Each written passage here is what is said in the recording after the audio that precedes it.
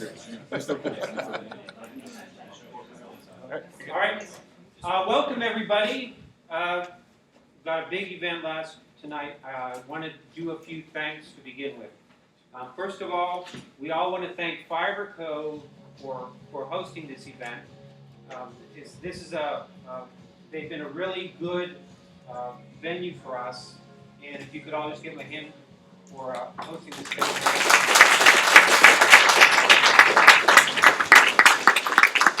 Fibercove always goes the extra mile to set up the events and promote them and everything, so it's been really great. We'd also like to thank InMotion Software for bringing the pizza. They have their cards back there. We've got John and Paul back here joining us tonight. And I'd also like to thank Daniel Parker. Where's Daniel Parker? So Daniel Parker he runs a Google development group, and he's always done an excellent job at bringing Android stuff to Austin for years. So I always want to give a shout out to him, because without his work, kind of laying the groundwork, these sorts of events might not even happen. Okay, so now, for years I've gone up and said, how important it is not only to know the technology, but to be able to present and be able to talk and to be able to teach others. But wouldn't it be epic if, instead of me just coming up and saying that, we actually had somebody here tonight who exemplified that. Somebody here coming from Google, all the way from Google, to talk to us, to our little meetup, okay? So, we got someone here tonight, folks. I'm really excited about this. I'm not even going to introduce this guy. I'm not ready to introduce this guy. So I'm going to introduce the guy who's going to introduce the guy. So Darren Kalinsky, if you could jump up here, please. All right. Well, Greg, that was a great introduction. That's awesome. Thank you. Shout out to Daniel again. He's done great work here, keeping Android alive here in Austin and growing, hopefully. So where to start? So I was looking for a place to host a meetup, and I found fibercove, and I met JP, and he was like, sure, we can host a meetup here. He's awesome.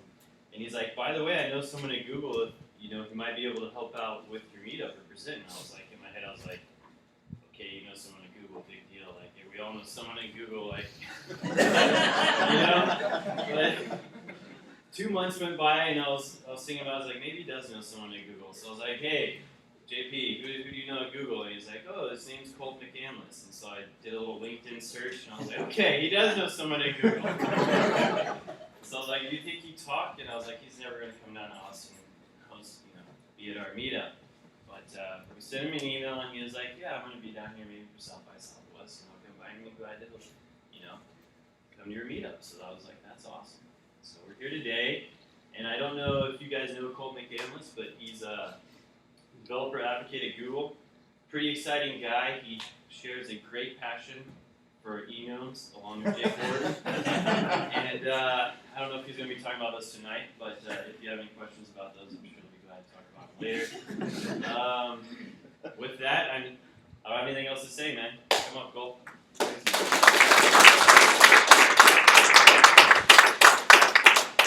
Have anyone wearing the E-Gnomes Matter shirt?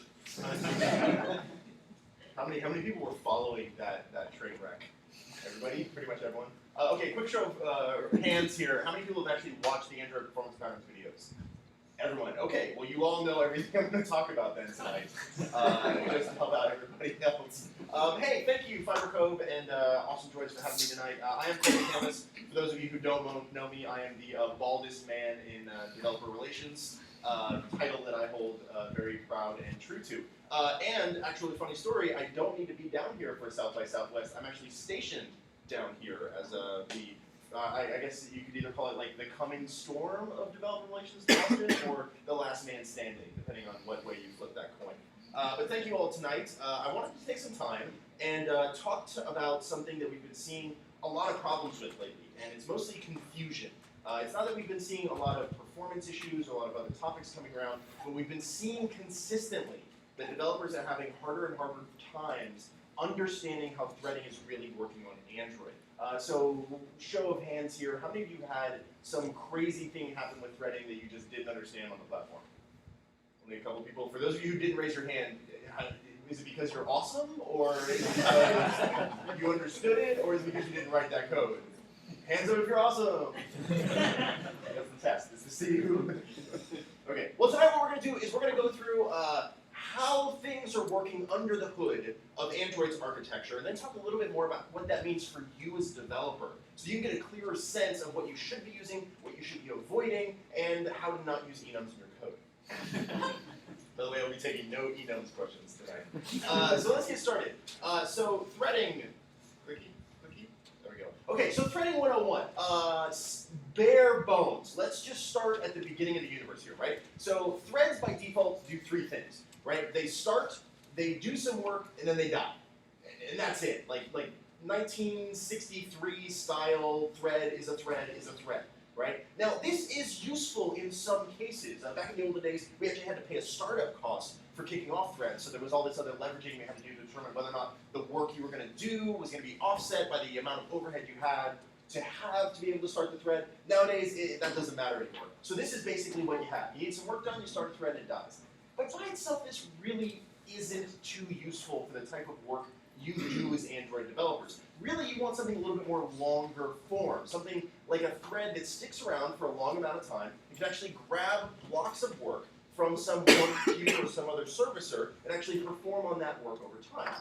But to get this thing working right, you have to have a for loop, you've got to have a thread, you have to have an exit condition, you have to have some sort of concept of a queue, and the synchronization of that, that's got to be thread safe so that you don't have reader-writer problems or ABA issues or all sorts of threading and memory contention with that. Then you have to have all sorts of other sort of primitives involved to make sure that other threads can access that thing at different places at different times. And if you've ever written a threading architecture in C++ code, you know that this is why I'm bald. Right? Like, this will drive every programmer insane. Threading is the most gnarly and amazing thing that we as developers have created in our threading communities over time. But it's just too damn hard, right? So in Android, we've come up with a bunch of primitives to help wrap this for you and make it a lot easier so that you can get to threading code without looking like bald guy here. The first primitive that you should understand is called a looper. A looper at its core is the basic concept of a long-running thread, right, that has that work queue and the while loop that pulls the work from that queue. So it's basically those two basic primitives smushed together, that work queue and the ability to do that work over time. Next to that, we have something called a handler. What a handler does is provides an interface for you to insert work into a work queue. Right? So this is the important part because it's handling all of your thread safety for you and also giving you the ability to do weird things, like insert work packets in the front of the queue, at the back of the queue, in the middle of the queue, have some other weird metrics on there. Like, you can even set a time delay. Like, hey, insert this thing into the front of the queue, but please wait 45 seconds to do so. Right? Which gives you a lot of power as a developer because all that stuff that you would normally have to write is wrapped up for you. Now, the interesting thing here is that there's a lot of different ways to handle threading and handle packets of work in Java and on Android. So depending on what kind of packets you're getting and where you're receiving it from, these packets of work can be called intents or runnables or messages. Just keep in mind that we're all talking about a unit of work that runs on some thread over time. Probably one of the more powerful things here is a handler thread. A handler thread is the smushing together, technical term, smushing. I'll use that word a bunch of times tonight and smush it together with other fake words like elephant, like smushed elephant. Anyhow, handler thread, sorry. You gotta keep me on track tonight, folks. Who's been drinking? Good. The talk gets better the more you drink. Handler thread is a nice little primitive that basically loops together the looper and the handler together with that long running thread, which makes all of this chaos basically look like this nice uniform package. If we would have had something like a handler thread back in the games industry, back in the late 90s, I think I would still have hair and low blood pressure at this point.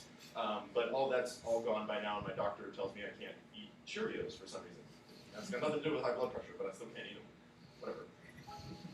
Not the point. Moving forward, so how does all this work under the hood? So we have some primitives, that's great. So let's talk about how Android works at the kernel level and the processing level. When a user launches your app, the Linux part of Android will spin up a process, right? Just a standard, bare bones Linux process. And along with that process, it will create a single thread of execution that it calls a UI thread or your main thread. Here's the interesting thing. That's actually just a handler thread. That's all it is. It's literally a handler thread. If you look at the Android open source platform, it's just a handler thread. It just works on a work queue and just keeps that thread alive for a while.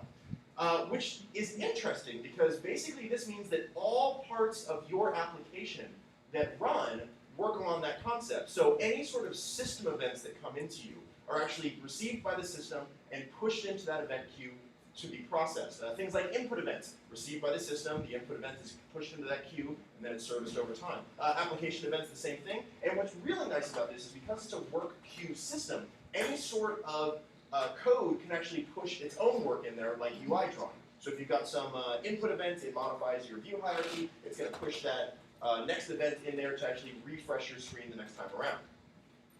For the most part, every piece of code you write on the Android platform runs inside of one of these callbacks.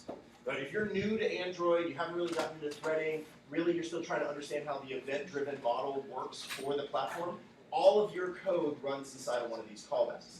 Right? When you start branching out of that and start talking about the next parts of the Android ecosystem and start moving into that, 6-month to 1.5 year of development cycle, you start being able to get your code outside of this and do other things, which is where threading comes in. So the main thing here, moving back for a second, this last one is actually probably the most important part here. And I harp on this to no end. That UI drawing block is the devil. It is the worst thing on this whole line. Because that single block tries to execute every 16 milliseconds to refresh your screen. Right? So when something changes, every 16 milliseconds, it's going to try to redraw. Now look at all that other crap trying to also work on the main thread. So as your code is processing, all that awesome fancy code that you're paid a lot of free pizza to write is running on the main thread. It's taking time away from that UI drawing at every single step of the way. We got some great videos on Android performance patterns that talk a lot more about that. Won't go in that tonight. So this is where threading comes in. Because that UI drawing is not going anywhere. In fact, that's one of the reasons that we actually call the main thread the UI thread. Because of all the event processing that can occur on Android, most of that stuff can be moved off, except UI drawing. That stays there. It won't go anywhere. Which means it's your responsibility then to try to do as much as you can to leave that damn thing alone and let it do its job. Because when you start messing with that, when you start going beyond that 16 millisecond and not letting it hit every time, that's when you start seeing hitching in your scrolling. That's when the smoothness goes away. That's when they say jank, even though I hate that term. It's hitching. It's hitching. Hitching, yes? Yeah. Hitching. Yeah, hitching. Yeah, thank you. No one says jank anymore. It's old school. It's really cool crap.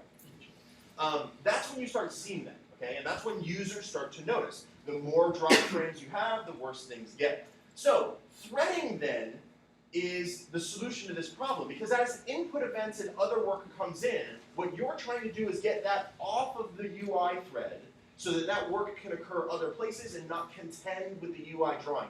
At its core, this should be your primary mental model of why and how threading works on your platform.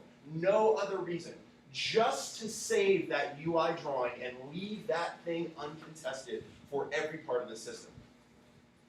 If you're ever wondering how crazy and how deep this is, load up systrace. Show of hands, who's used systrace before? Nice, that's actually a pretty good group. How many actually understand systrace? Yeah, that's what I thought. I was running through systrace this morning and still, I was like, what? Why is this here? Anyway, so systrace, what you're seeing here, systrace is a fantastic tool inside of Android. Basically, it gives you a thread work view of how the entire system is working. Every horizontal row right here is a thread. Every little block in that row is a block of work, a function. If you've ever worked with method profiling or sample-based profiling, you've probably seen something like this, a tool similar like this. This is only 1/3 of all the threads. Okay? What I want you to take away from this picture is that every single part of Android, top to bottom, code you write, code you don't write, code the system uses, all runs on this concept of lots of little blocks being pushed into event systems that are serviced by threads across the entire platform. That's how everything is working. Your code is just one of many threads. Welcome to the promised land. So with this in mind, it starts to make sense, some of the primitives that we have on the platform that we provide to you to make this threading process a lot easier. So I'm going to go through a couple of them here, and then the rest of the talk I'm going to dive into these a little bit deeper to help you understand what they're good for, what they're bad for, and when you should never use them. Right? So the first is async task. Show of hands, async task. Everybody's probably used async task here. Yeah, it's the bare bones thing. If you look for threading on Android on Google, it's the #1 that hits. This is also the most confusing and frustrating and allows you to shoot yourself in the foot primitive we have with respect to threading. This little bastard, are we live streaming? This beautiful, loving primitive is the cause of the most memory leaks I see on a regular basis. Because there's a couple things that go on that I'll talk about a little bit later that it allows you to do bad things if you don't understand what's going on in the hood. Basically, async tasks should only be used to help you get work on and off the UI thread. You should only ever use it for UI-related processing that's only about 1 to 2 milliseconds in duration. And I'll explain why in here in a minute. Handler thread, as we talked about before, is your long duration thread. This is a typical type of thread that you see on other platforms. Spin up a thread, throw some work at it, and let it go for a while. But typically, 99% of everything you're going to use is going to be an async task. Handler threads then actually fit a very specific use case inside of the Android platform for receiving callbacks for various events. I'll talk about that in a minute. Thread pool, standard thread pool, everybody in here nod, thread pool, yeah, everyone knows what thread pool is, no big deal there. And then intent services. Now, we're not going to talk about intent services tonight because I actually think it's the most uninteresting of this entire group. It's basically a on-demand handler thread that gets spun up when your service gets a callback. And so basically, like typically you'd receive a service or an intent while you're in a service, and you'd have to bundle up that work and throw it on a thread by yourself. It basically just does that for you. So it has some other really cool things in that it modifies where you are in the termination stack as well. But as far as threading is concerned, it's really not interesting. So we're not going to talk about that tonight. So let's talk about async tasks because I hate this little thing in a good way, right? So this is a very common pattern. Every single one of you in here has this block of code somewhere in your application. I know that. I look at a lot of source code. I download a lot of source code. Everyone in here has this. You've got some work that's kicked off as a result of an event. The user scrolls, the user touches something, they throw their phone at the wall, something happens, and you need to update the screen. But you know that that work is going to take too long, or it's a networking event, or you're decoding a bitmap. You just implicitly know it's going to take a while. So you offload that to another thread. It doesn't matter how you get it there or your intentions behind it. You do that. And when that work is done, you then need to update the UI thread, right? Every single one of you has this process somewhere in your code. Like this is just bare bones Android 101 type of stuff, right? You're using run on UI thread, or you're using a process, or you're just passing memory around if you're actually smart. Because this is so common, async task was built to help wrap it and make it easier for you to handle this. Now, async task does this by basically the class itself overloads 3 basic functions. And the first one is on pre-execute. On pre-execute is always guaranteed to run on your UI thread, and it's where you should be bundling up and doing any of the prep work that you might need for your threaded work later, right? If you need to subdivide things, if you need to set boundaries, if you need to grab some last-minute handles from a global queue, any of that work should be done there. Because once you go into the second function, which is do in background, you're in threaded land. And so you can't, well, you shouldn't unless you're awesome. How many people are awesome again? Yeah, my hand's not up either. So I don't do it either.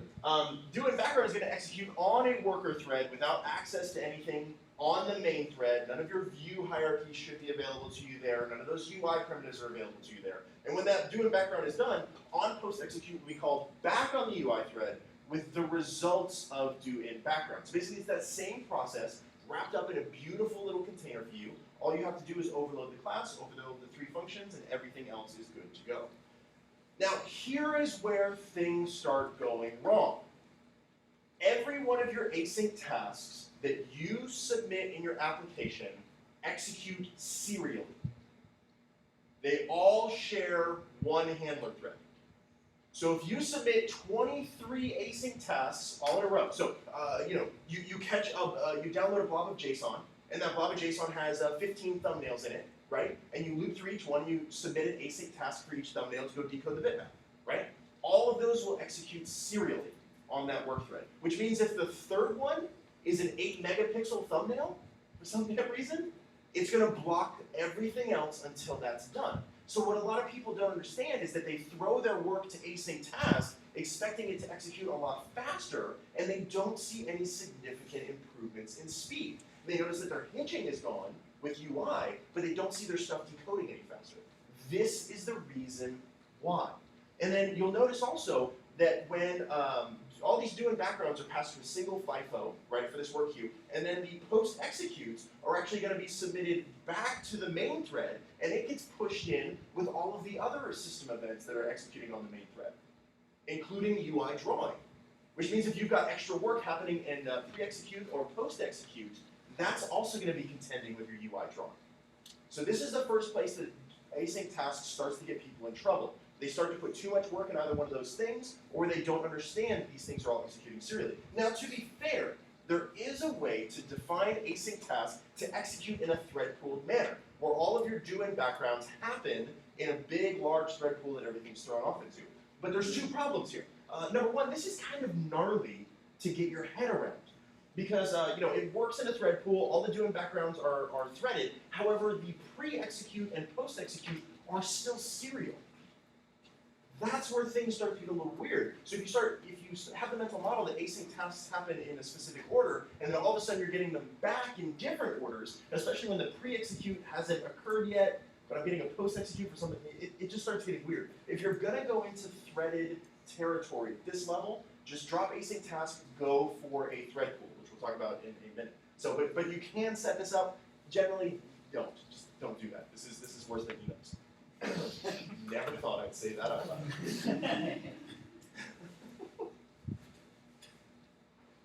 By the way, true story. So we put out a Perf Matters shirt. I like to try to sell shirts. There's another one coming out here pretty quick. And then the community came up with the Enums Matter shirt. Two things. Number one, it outsold my Perf Matters shirt like 5 to 1. Thanks for that. Number two, my wife bought one. Solidarity. That's what that is. So, problem number two.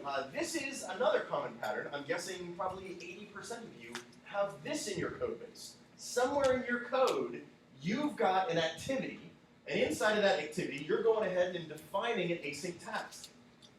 Yeah? Who's got it? That's okay. You can keep your hands down. It's all right. You know where this is going. So, this is a bad problem. This is async task faux pas number 2. Here's the reason. And this is a Java thing, it's not an Android specific thing. That inner class creates an implicit reference to the outer class. Which means even though the outer class may have been destroyed, it will not get garbage collected until the inner class object has also been destroyed. So think about this. You've got an activity running, and you just kicked off 37 blocks of async task work, and the user then rotates their device.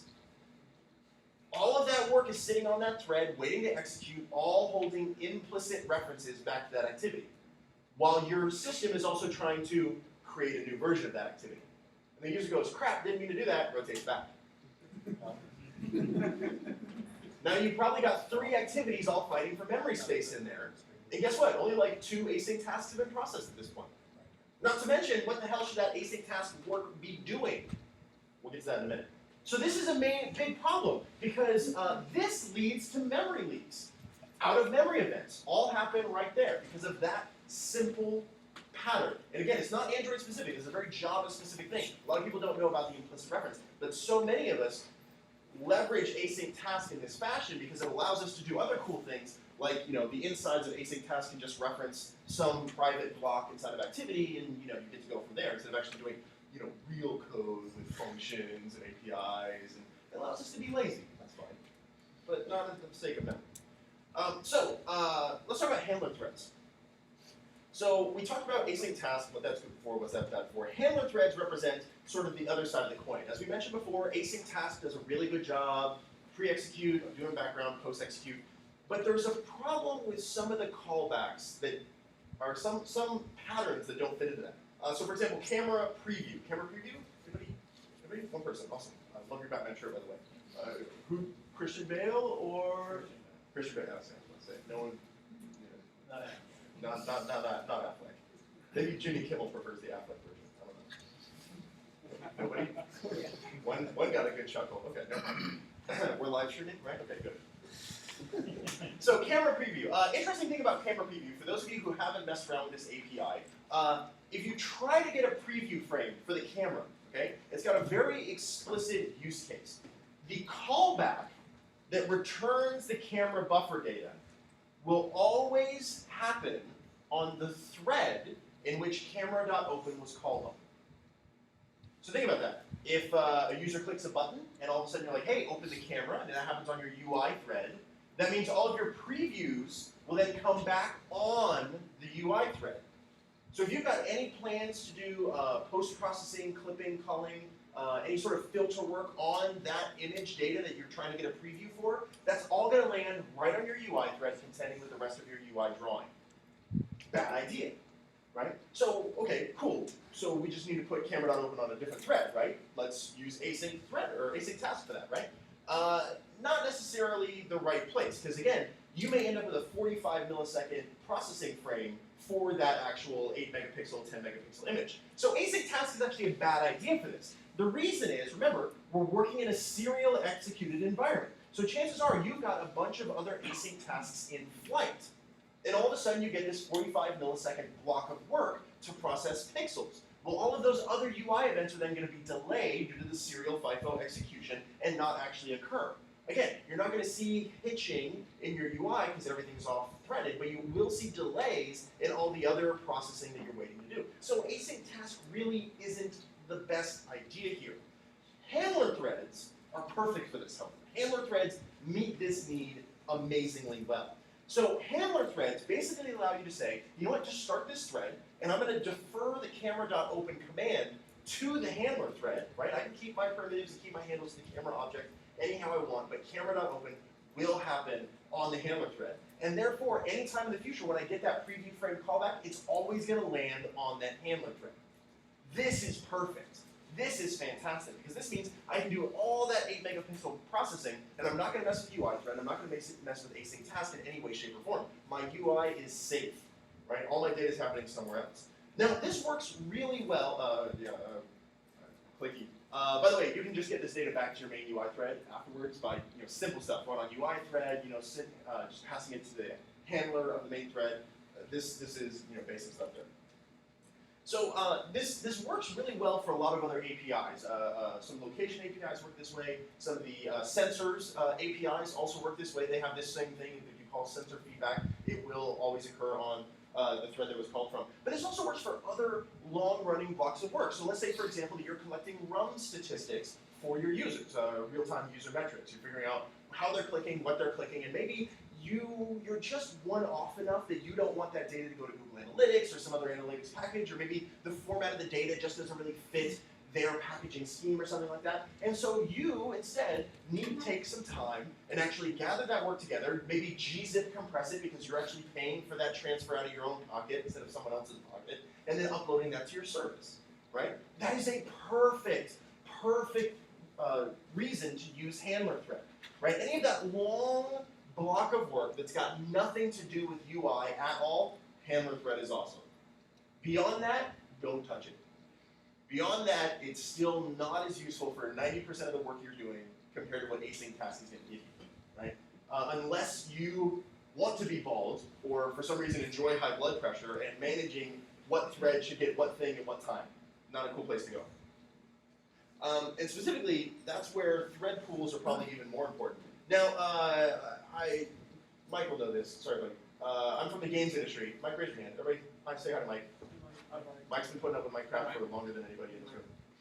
Sorry, Mike. Mike and I are from the games industry. And a very common pattern you saw with C++ applications, a lot of multi-threaded architectures, early 2000s, late 90s, looked something like this, where you basically had dedicated threads for specific application usage. So you have one thread for audio, one thread for disk I/O, one thread for networking, one thread for AI, maybe one thread for scene culling. And you had all of these dedicated threads just sitting around waiting for content to be pushed into them.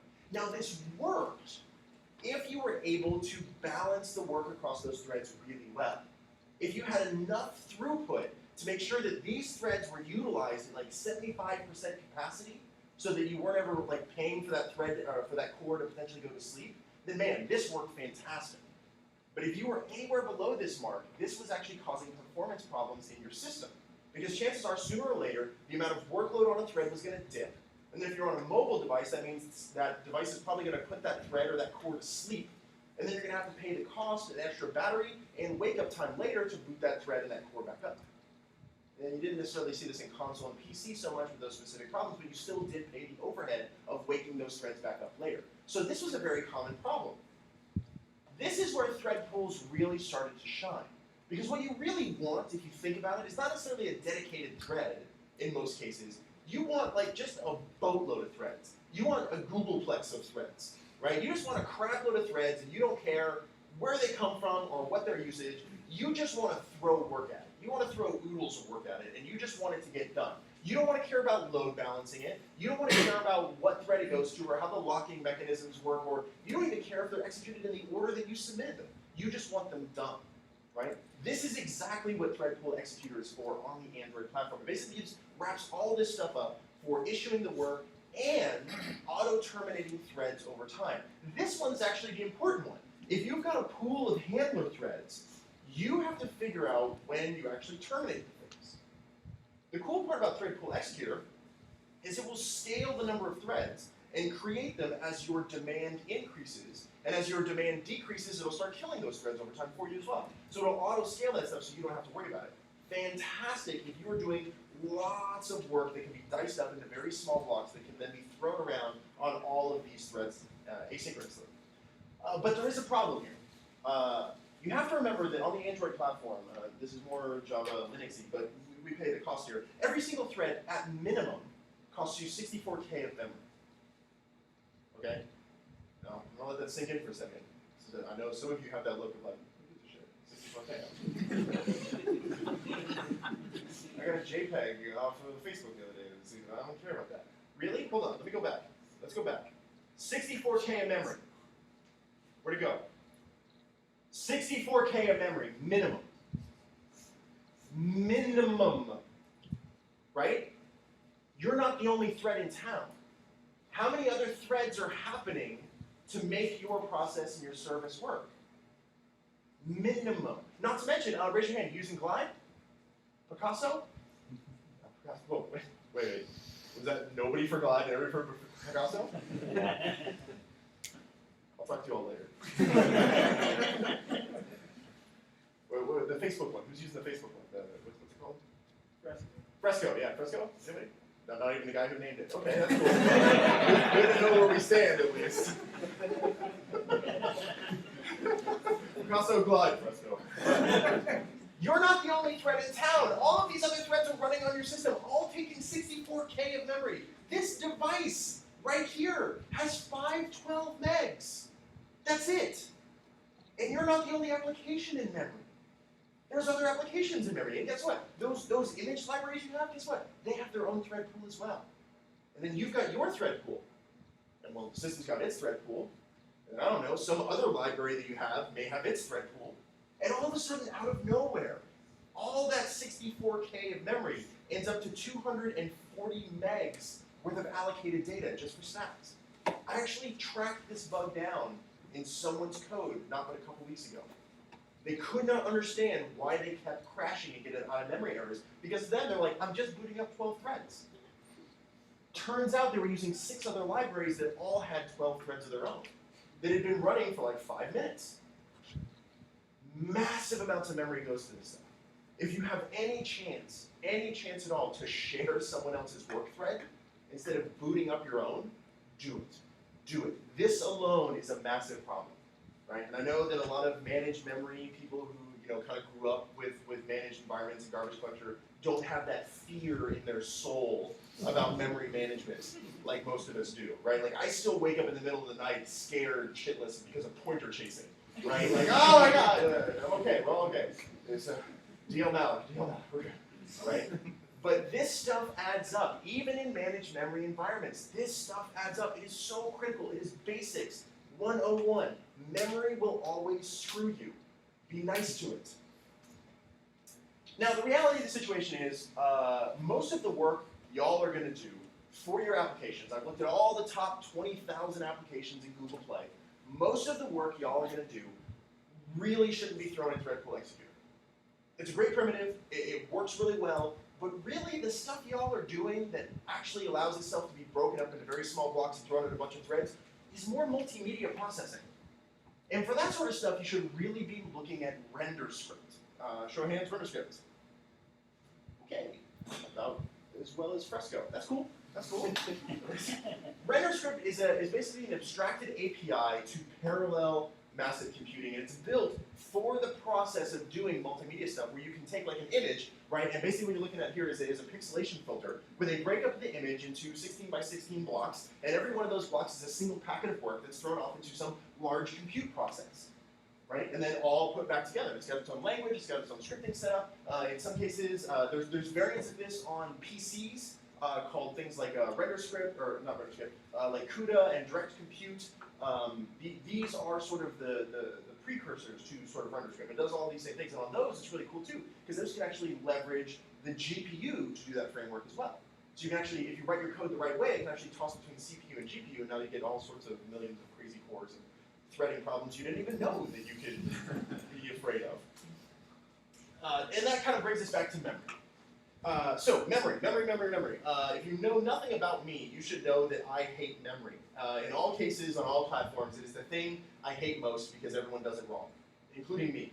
And it is the thing that I spend the most time trying to educate people on and arguing with people about, and the most time I spend crying in the closet as well, just because of memory. So let's talk about memory on the Android platform. Let's be clear about this. Memory is not thread safe. It's not thread safe on any platform. Think of a platform. Not thread safe. Think of another platform. No, still not thread safe. If you thought of elephant that last time, aha, brain hack, still not thread safe. It has never been meant to be thread safe. The reason for this, if you haven't ever really gotten into the basics of this, I mean, you basically have a single CPU has the ability to execute multiple instructions in parallel, right? But they're always accessing the same shared block of memory. You've only got one thing of memory. You've got multiple threads all happening at the same time. Now the issue with thread safety is when these threads try to read or write to the same block of memory at the same instruction, all hell breaks loose. Like, not even in a nice way. Like if you thought your life was bad trying to like debug a linked list, and then you go try to debug a deadlock or an ABA problem, you have no idea. It's like winter is coming. Yeah, and it's done, been here, and you're all dead. Like, everybody is a zombie at this point. That's how bad memory is in threading. And guess what? The truth of the situation is Android's not immune to this. But it's also no different. Any of the techniques that you've used on any of the other platforms to handle memory contention, memory safety, thread safety problems, all work here as well. With the caveat of one main thing: UI objects. Any UI objects, any part of your UI, any part of that framework is not guaranteed to be thread safe at all. It's not guaranteed in any way, shape, or form to ever try to be thread safe. There's no part of our documentation that even alludes to it being thread safe. You will not find anyone in the Android team who will ever say, sure, that might be thread safe. No. It's all expected to be created, updated, and destroyed on the main thread. Doing so outside of that bounds will probably tear the universe apart. Okay, a little hyperbole there. But the point is there, right? So you create a button, you update a button, it all has to happen on the main thread. If you try to update that button on another thread, you've got no idea what's going to happen. Case in point. Perfect case in point. So let's say you got your main thread chugging along, and you've got some view that's doing some work, and you create a piece of async task, right? And it's going to reference that view, right? So you create an async task, and it's got a private variable member that's called view, and you say, cool, view equals this thing I'm gonna mess with, right? Then you throw it off onto the work queue. And while that thing is waiting in that work queue to be executed, what if that all of a sudden the main thread removes that view from the hierarchy? Oh, we don't need it anymore. Yeah, scroll off the screen. It's cool. But your async task still has a reference to that view, and the code inside of that async task assumes it's still part of the hierarchy. What do you do? Right? I mean, at this point, you really can't trust any properties of that view because it's been removed. You can't really make property changes to it because that really means nothing in the grand scheme of things, right? This is where everything starts to fall over. All the other techniques you use are great, except when you start getting into UI objects like this. And it gets even worse. Remember how we talked about the implicit references before? Now, if you're holding on to that view, guess what? Views contain references to context that create them, which create references to the activity that created them. If you hold a reference to a view, you're holding a reference to the activity. Even if you do everything else with the implicit references stuff right, if you hold on to a reference to a view, you hold on to the reference to the activity. So again, if you go through and actually create a reference like that, and the user rotates their phone or changes some transitions or does all this other stuff, and those blocks of work are still being processed, that activity is still in memory. Again, out of memory problems. Boom, easy. All of a sudden you've got 4 versions of your activity in memory, all trying to eat at something. By the way, we've got a video on this in the Android performance patterns about how heavy-handed activities and contexts are. It is by far the scariest memory leak I have ever seen in a top 10 Android app that I'm not going to name. Okay, this is serious because it will bite you all the time. And then of course, we talked about this. I'm just putting this up here again so that you all, it's burned into your retinas. Take a second, drink it in. Tomorrow when you go to work, you can point to some of their engineer and make fun of them because their code looks like this and they weren't here tonight. So savor it. Savor the coming storm, okay? Implicit references are bad and they will get you, so make sure you write your code appropriately with that. By the way, gotta point this out. This memory problem that I'm talking about is actually one of the most common types of crashes I see with Android apps. This is common. We've all seen this. I'm about to describe a situation we've all seen. You're sitting there playing an app, doing something, and all of a sudden you swipe away from it, or you're done with it and you cancel it, and then like 10 minutes later you get this pop-up. It's like, sorry, Crossy Road has crashed. You're like, I haven't used that in like 2 days. What? I don't understand what's going on. The reason that this happens is because of that memory leak. Because of that async task running off into the weeds, holding on to a reference to something. And then a day later, when those activities don't even exist anymore, or it's in the background and the UI thread's not even processing, the code tries to run. Boom! Every single time. Great, there's other stuff that does this too. You just write your services badly. But the most times I see this is people letting those async tasks or those handler threads or the threaded work objects actually hold a reference to the activity. This happens. It's the most common thing. So here's an example of how to fix this. The main thing that you need to worry about is how do I create a block of work that does work for the UI but doesn't contain a reference to the UI, right? Simple. Let's just talk about the stupidest way you can do it, like Bald Guy 101. I'm not suggesting you go do this in your code, just giving an example. Okay, live stream? Thank you. Like this is a basic example. So let's say you just do the simplest thing, and just in your topmost activity or fragment, you make that the only thing that can update a view or any part of the UI with any threaded work. That's the rule. That's the law. That's how you make thread-safe code. You make a rule and a law about who's allowed to touch the memory. And what you do is you say, hey, main activity, main fragment, whatever you're working on, you will be the keeper of the data. All the threading work will pass its results to you, and you will be responsible for updating all the UI objects. So with this, it's pretty easy to say, hey, let's create a work record. Anytime I got a block of work that needs to happen, chances are there's some view or some object that it's going to be referencing, right? And I know what work I want it to do, so I can just create a pair, right? Some view object ID, and then the block of work that it's going to actually do to update it. With that, you kick off a thread, you allow that thread to work, and then when that work returns, it sends a message back to the UI thread, to whatever the topmost activity or fragment is, with the results of the view ID and what callback to call to update the data. So you haven't kept any real references to the UI. You basically deferred that process by holding an integer or some other relation. Here's why this actually works. If the user has made a transition, or let's say they just deleted their entire view hierarchy, when that work returns, the views that your ID references don't exist anymore. And so the activity can just say, hey, we don't have those views, they don't exist, just drop the work entirely. Cool, I don't have to crash, that's great. Better is if the user has rotated the screen and the activity that issued that work no longer exists, then the new topmost activity won't have any references at all. Again, it'll just drop the work. No crashes, no problems, easy peasy, fun, threading, awesomeness, right? So that meets the first problem of how do we not crash and not hold references to leave memory.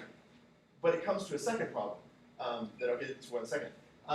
If you ever want to know more about the memory process and where it's coming from, I highly recommend checking out the revamped memory tools inside of Android Studio. Who's on Canary release for Android Studio? A couple. The rest of you, look around. Keep your hands up, keep your hands up. Everybody who doesn't have your hands up, look around.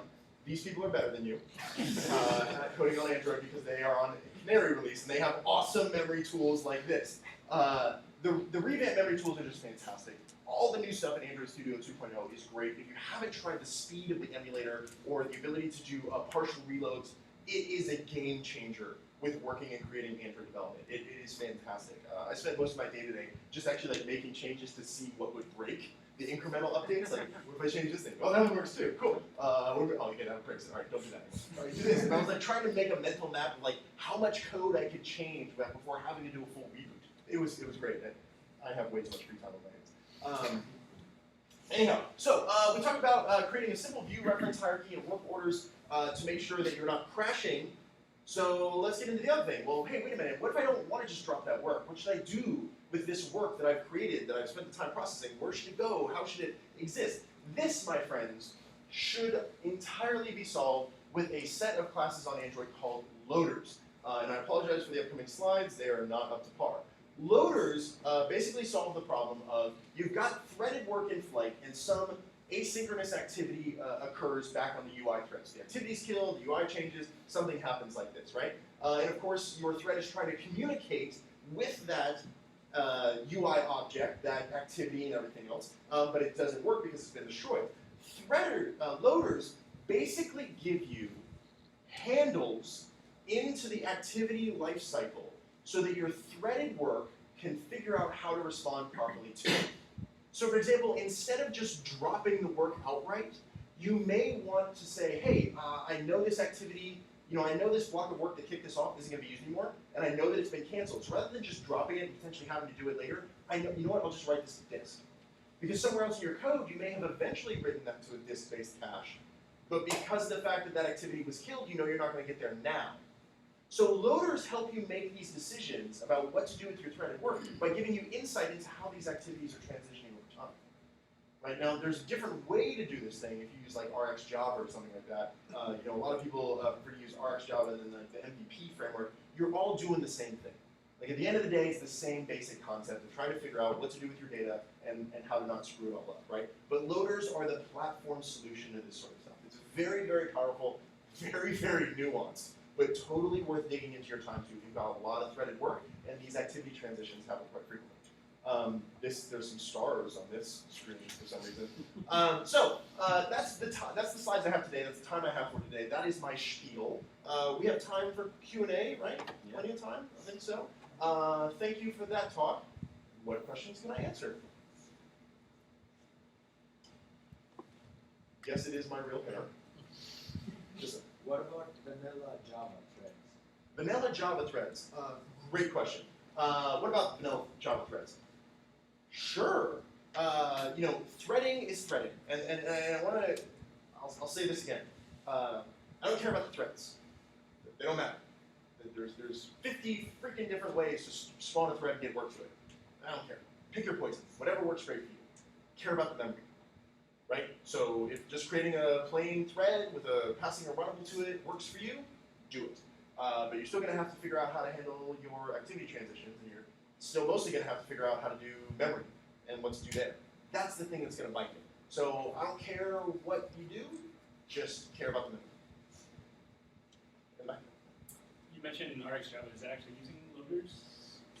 No, it is not. RxJava is a generic threading package that I think the specific name is. It's a reactive framework for asynchronous and whatnot. It is not Android specific in any way, shape, or form. So if most of the people who I talk to who are using RxJava have used it in other Java environments, which is different from most people who are coming to Android for the first time from other platforms.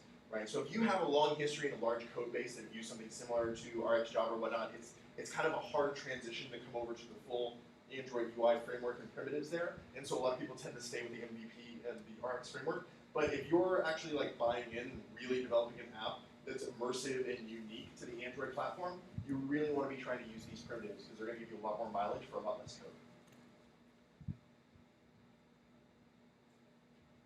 How can we analyze the current projects and see where we're blocking the UI How can we analyze the current project and see where we're blocking the UI thread? Excellent question. A couple different ways. I wish I had slides for this. Pull those up really quick. No. Okay, so a couple different ways. First off, check out the Android Performance Patterns playlist. We talk about this in a bunch of different places. Way number one, trace view.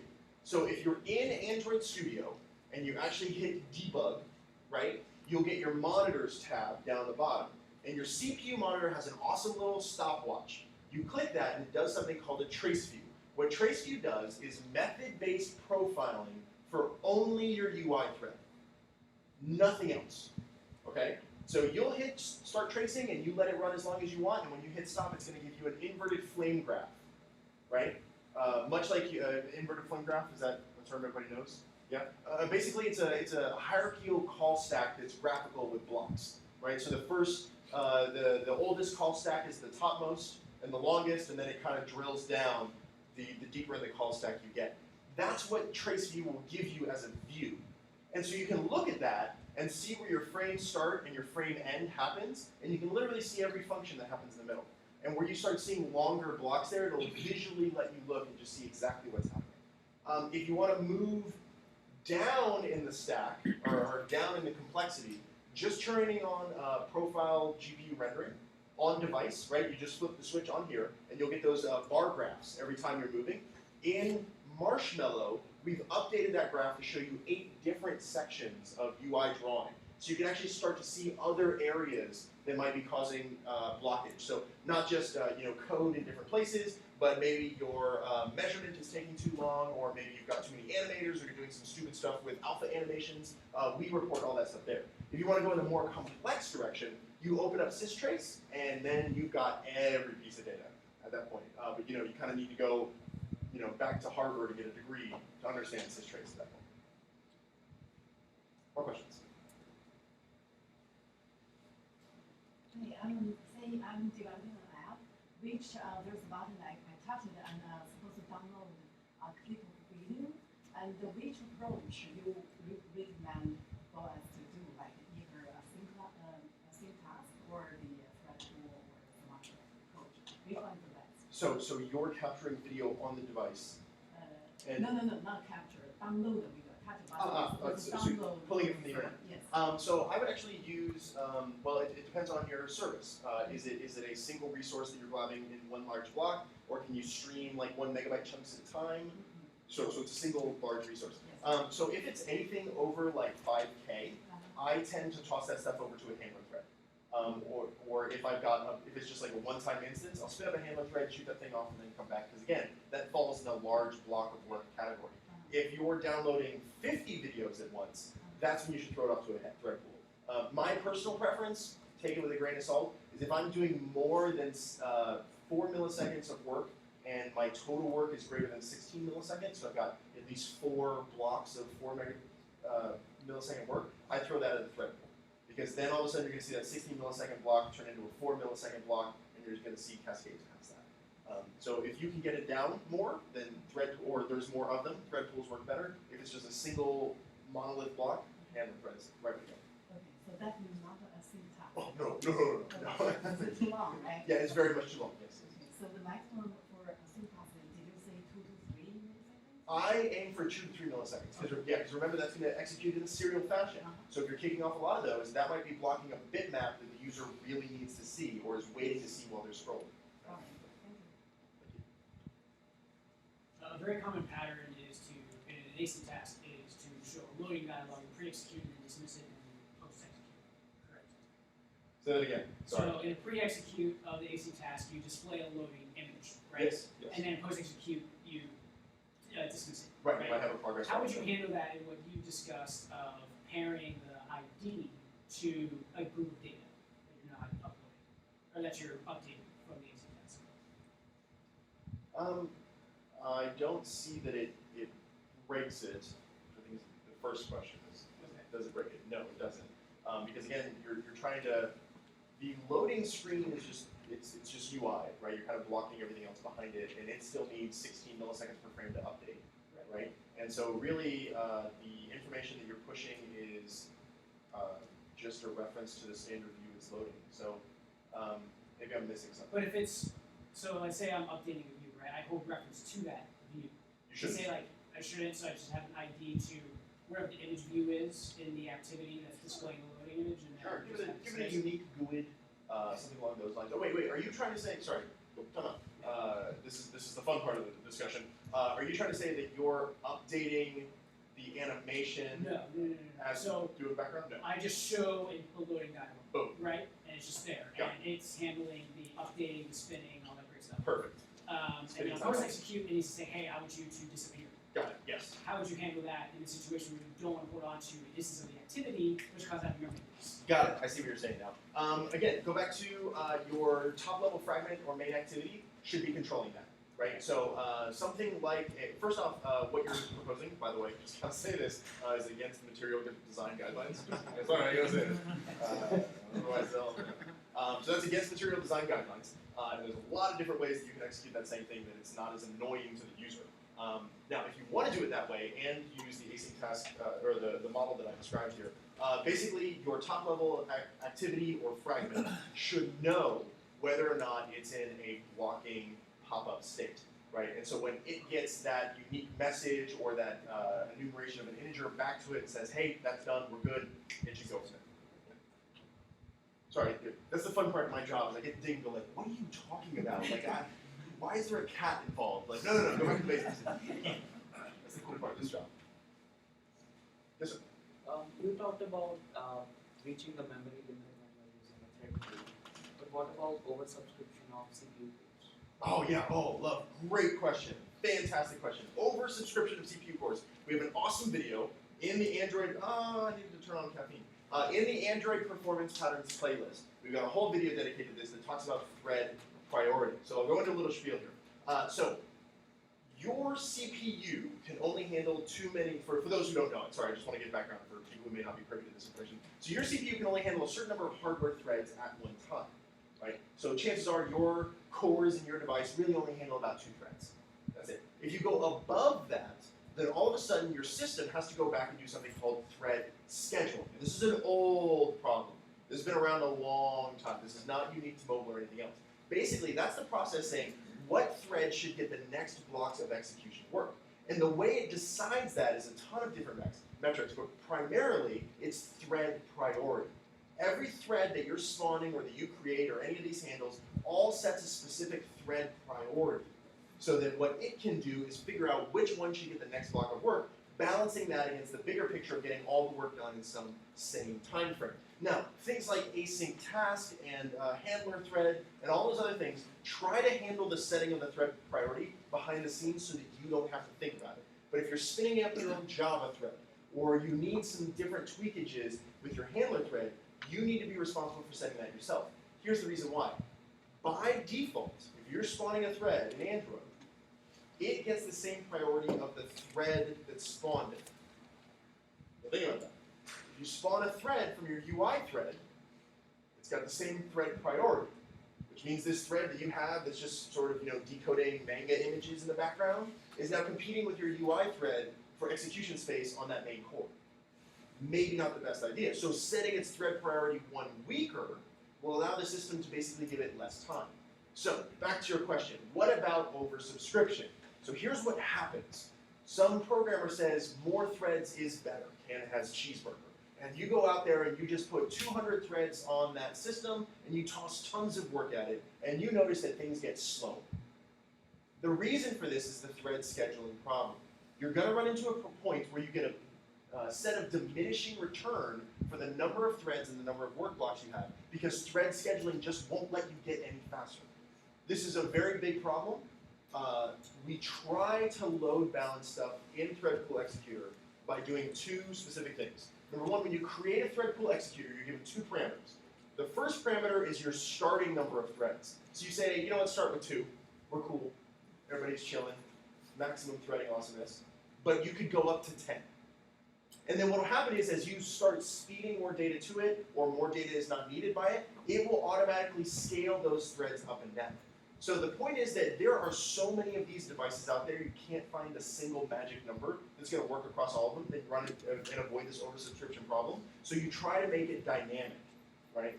If you check out the video, I've got a couple tips on how you should find those values. There's also some really cool stuff on Wikipedia, Little's Law. Anybody Little's Law? Little's Law, a fantastic derivation of statistic modeling that basically talks about the number of consumers and actors in a pipe system. Like the guy originally designed it to figure out like how to optimize the lines for banks. And he was like, well, should we do like, you walk into a bank and there's like 10 tellers, and so you have 10 lines. Right? It's like that's the best way to organize a bank, or is the best way to organize a bank you've got 10 tellers in one line. Right? And at what point do you have 2 lines? Does that double the efficiency with the same number of 10 tellers? And he basically has this amazing mathematical formula, Little's Law, which allows you to say, like, if you assume that each transaction takes X amount of time, and you scale to Y, you can say that the global work will be done in this amount of time. It's this really cool feature. So if you're ever working with embedded devices where you know things aren't going to change and you're always dealing with this number of threads, Little's Law can really help you fine-tune that. Sorry, tangent. For Android though, set a minimum thread and a maximum thread, and we'll do all the stuff. Sorry, you gotta stop me when I do that. Seriously, it just gets darker from there.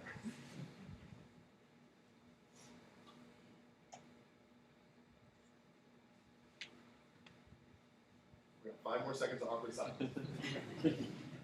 There it is. So retain fragments. How does that fall into? You're talking about how the activity needs to retain reference, and that's like the master keeping track of what views you're going to get. What's kind of the story with retain fragments? Similar. I mean, fragments are going to sit into the UI pipeline in a similar way, and so you're kind of in the same boat. I would assume, yeah, just do that. Yeah. When you're in threading land, assume you're screwed. Just. Memory is raw, treat it as such. I've always said if you just give me a contiguous block of memory and let me manage the damn thing, I can do things faster. But most of the time I'm wrong. Not for long.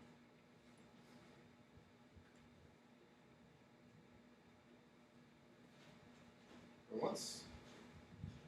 Twice. Thank you all very much for your time.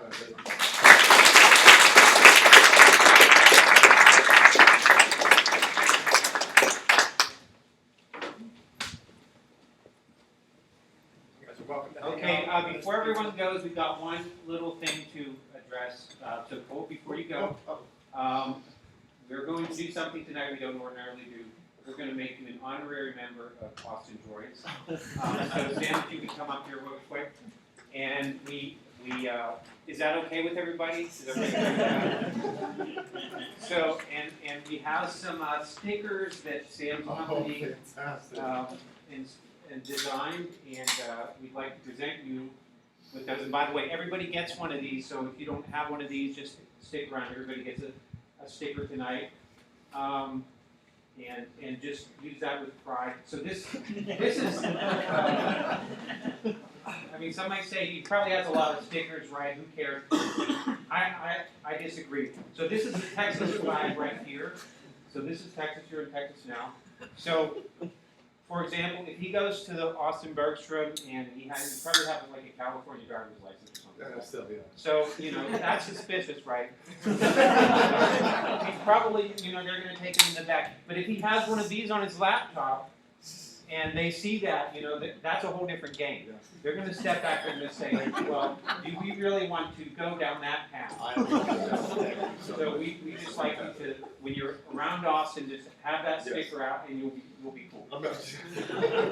Thank you all so Appreciate much. you Really appreciate that. Thank you so much.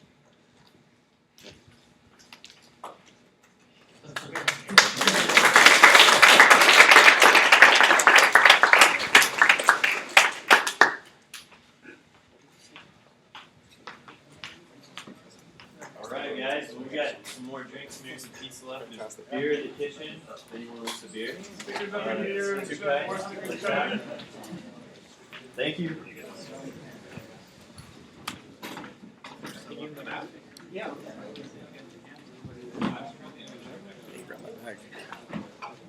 Sure. Thank you. So where is the focus? I know, right? I think that's what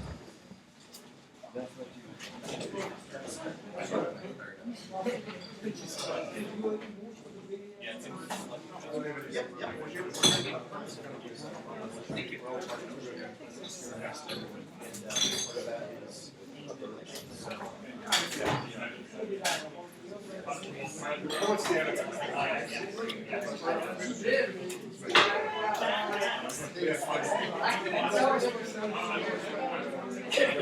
Oh, I did not get it. Yeah. Thank you. You set this up great.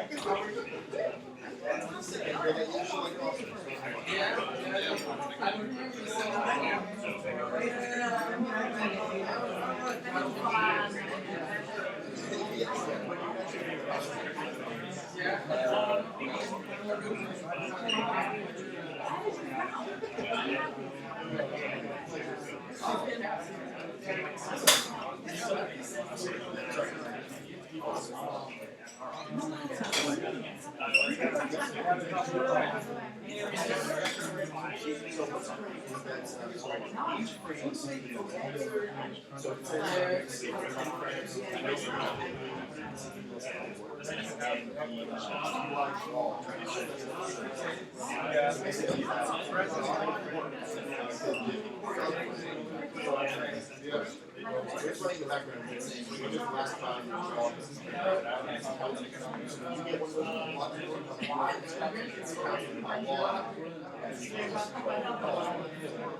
Yeah, so I don't know yet. Wait for site. Whether or not we're not like images and uses. Basically,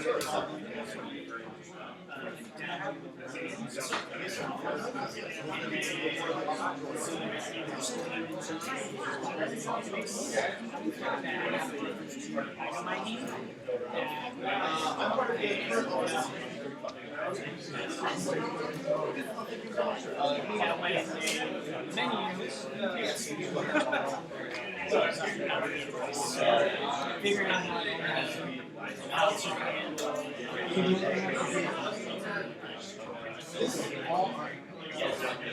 all the information.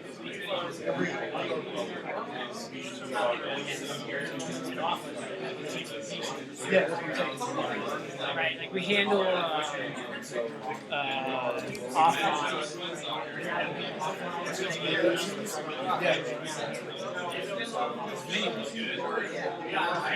See how that goes, especially if the news articles. Right, we might have to.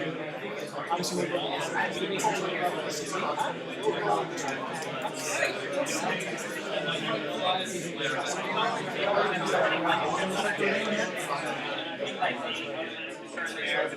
but loading those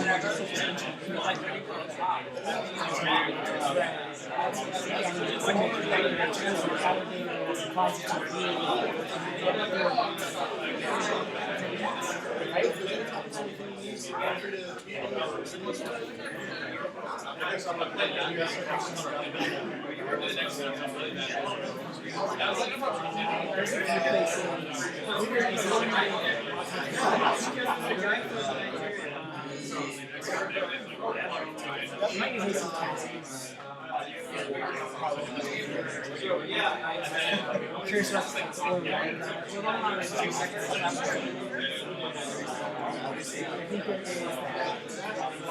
there's a loading balance. Let's just be